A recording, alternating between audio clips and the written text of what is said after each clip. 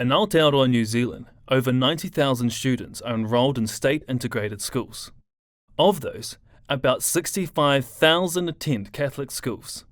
That means 11.5% of all students and their whānau are able to choose a state integrated education that encompasses the values, religious beliefs, philosophies, and customs that are important to them. A long history and many dedicated custodians contributed to the development of our flourishing state integrated school network, and knowing our journey is key to understanding the role and responsibilities we have in our community today. Our beginnings go back to 1816 in the Bay of Islands, when Anglican missionary Thomas Kendall opened the first European-style school. Over the next 3 decades, many more missionary schools were established around Aotearoa. Unfortunately, Catholic students were not always welcome in Protestant schools, so the Catholic bishop in Aotearoa looked to their community to establish schools of their own. In 1841, New Zealand's first Catholic school was opened in Auckland, which was also the only school in Auckland at the time. And by the 1870s, there were approximately 50 Catholic schools operating in New Zealand, many receiving funding from the government. 1877 saw the introduction of the Education Act. This created free, secular, compulsory primary education for children, though it was only compulsory for Pākehā students. While this was a largely positive development, one consequence of this was the removal of state aid for private, church-run schools. Protestant schools were able to continue to receive funding by legally closing their schools during religious instruction. However, Catholic bishops were committed to a school system where Catholic character was imbued in all aspects of the curriculum and throughout the school day. Therefore, they decided to create a private Catholic education system, largely staffed by members of overseas congregations and funded by the church and parent communities. This marked the beginning of a 70-year battle to gain support for state aid for private schools. Initial arguments promoting state aid centered around 2 main points. The first highlighted the involvement of churches in the early success of schooling in New Zealand, while the second point focused on the idea that state aid to private schools was important for equity and natural justice. This was because Catholic parents were already contributing to state education through taxes, and then paying fees and donations to their Catholic private schools on top of that. However, all of these attempts were rebuffed as the original principles in the 1877 Education Act of a free, secular, compulsory education system were well entrenched in both educational and political philosophies.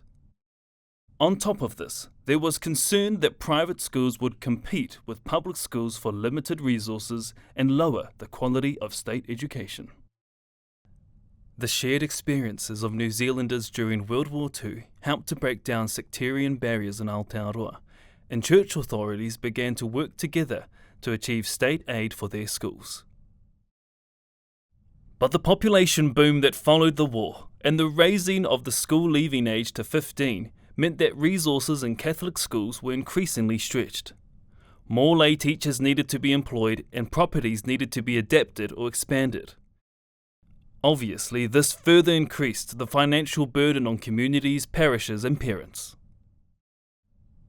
Despite the new unity among different denominations and the common challenges for church schools and their communities, advocacy for state aid did not bring about any change in the 15 years following World War II. In 1960, the Nash government instructed the Curry Commission to consider state aid to private schools. And despite the Commission recommending no change, this showed that the advocacy work had made an impact due to political pressure by constituents on their politicians. In 1962, Protestant secondary schools joined with Catholic schools to set up the Interdenominational Committee of Independent Schools. This led to some success in receiving grants for heating, lighting, school equipment, water rates, and salaries for ancillary staff. The Second Vatican Council, held between 1962 and 1965, resulted in many Catholic priests, sisters, and brothers moving away from teaching to pursue parish work. This further increased the reliance on and cost of lay teachers in Catholic schools. The schools were unable to pay the lay teachers at the same rate as state schools could, and so the roles were largely filled by staff who were retired or part-time.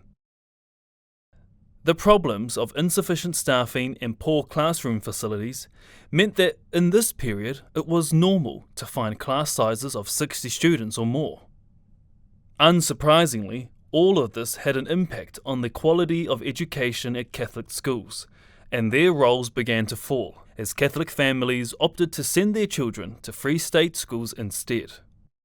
Unfortunately, further attempts by church authorities to get the government to consider full state aid to private schools were not successful until the 1970s. Labour MPs Norman Kirk and Jonathan Hunt were aware of the appalling conditions in many Catholic schools. Class sizes were as high as 80 students, and religious orders undertook most of the jobs required, from teaching to caretaking and cleaning. Hunt and Kirk saw the plight of private schools as a problem of equity and justice, and believed it was unfair for Catholic students to receive an inferior education to those in state schools. While in opposition in 1969, Kirk announced that if elected, the Labour government would initially subsidise salaries of teachers in private schools, and eventually integrate them into the state system. After successfully winning the 1972 election, now Prime Minister Norman Kirk followed through, and in 1973 Minister of Education Phil Amos convened a working party to resolve this issue. And in December 1974, the working party recommended that integration should proceed. In October 1975, Kirk's successor Bill Rowling passed the Private Schools Conditional Integration Act, PSCIA. In 1976, Wesley College officially became the first state integrated school. While pleased with the act, private schools were reluctant to make the necessary changes for integration, as a change of government or ideology could remove the integration option at any point. Catholic bishops were particularly concerned that protections for special character could be removed from the act. So, in 1977, an amendment was made to bind the Crown, guaranteeing stability and certainty for all schools who signed up. This act shall bind the Crown. During the first 3 years of the 1980s, Catholic bishops signed the individual integration agreements for their schools. However, the huge costs of bringing the schools up to standard and maintaining them was not financially possible for most schools. In response to this problem, Minister of Education Russell Marshall provided 100% suspensory loans to the value of $18 million per year to support schools in their transition. In 1989, Prime Minister David Lange considered unilaterally changing integration agreements made with proprietors, but advice that the binding clause added in 1977 rendered this illegal caused a rethink, and he decided against it. Over the next decade, integrated schools struggled to maintain their schools to the state standard, as the promised support for ongoing maintenance by the government was never delivered. Finally, in October 1998, Minister of Education Wyatt Creech introduced Policy 1 funding, which, for the first time, allowed state-integrated schools to receive the support promised in the PSCI Act signed over 20 years ago. In 2016, the government agreed to fund a minimum of 85% of costs state-integrated schools faced from property costs resulting from changes in government policy. And, as part of that, the Association of Proprietors of Integrated Schools received $20 million to recompense proprietors for past policy changes that created property issues. In 2017, the national government updated the Education Act, excluding the government from any responsibility to pay for special character training for teachers in integrated schools. In 2019, the government allocated an additional $400 million in maintenance costs for state schools. Integrated schools, however, were excluded.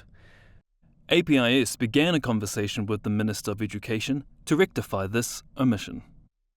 In 2020, the Education and Training Act was passed, and the government used this as an opportunity to make changes to the PSCIA, but negotiations by the Association of Proprietors of Integrated Schools ensured that the original Integration Act was subsumed in its entirety, protecting the rights of integrated schools and their proprietors. In 2021, after threat of legal action over their exclusion from the $400 million maintenance cost allocation in 2019, integrated schools were granted $52.8 million in the budget that year, an acknowledgement that integrated schools must be treated as state schools under the PSCIA. And this is the landscape we find ourselves in today. The Integration Act of 1975 gave state integrated schools relative certainty about their place in Aotearoa's education system, as well as choice and equitable opportunities for our students. This is our taonga, and we stand on the shoulders of those who have gone before us. By understanding their journey and honouring the spirit of the Act, we protect it for future generations.